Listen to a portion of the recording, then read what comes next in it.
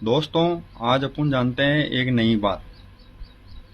इस पुस्तक में श्री गोरखनाथ साहित्य से इसका पेज नंबर है 82। गुरु गोरखनाथ जी और कबीर साहब जी और गुरु गोरखनाथ जी की ज्ञान गोष्ठी।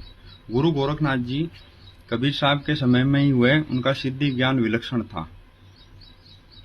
उन दिनों काशी में प्रत्येक सप्ताह विद्वानों की सभा होती थी और सभा में नियमानुसार जो उच्च कोटि के विद्वान थे वह शास्त्रार्थ करते थे और जीतने वाले हारने वाले का तिलक चाटते थे।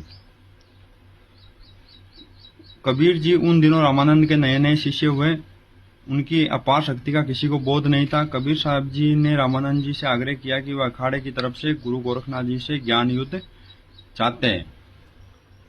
आगे पेज। कबीर जी ने रामानंद जी से बार बार आग्रह किया कि वे एक बार गुरु गोरखनाथ से ज्ञान युद्ध करने दे।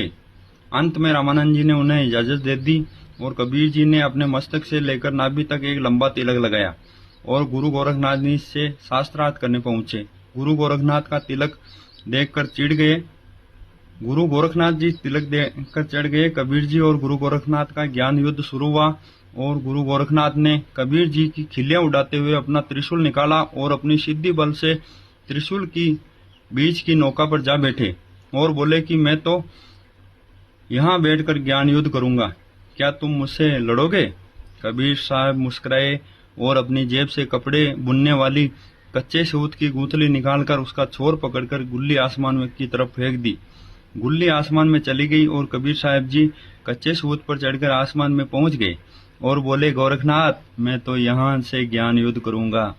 गुरु गोरखनाथ बेहद तिलमिला गए। फिर भी गुरु गोरखनाथ ने अपने अहम में टेढ़े मेढ़े सवाल किए और कबीर जी ने उनका जवाब देकर उसके छक्के छुड़ा दिए।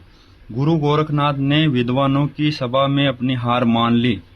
भाई, गुरु गोरखनाथ जी कबीर साहब से हारे, ये मैं नहीं कहता, ये पुस्तक कह रही है। सत साहेब। और ये मंत्र क्या दिए फिर, ये आपको इन चक्रों के बता देंगे।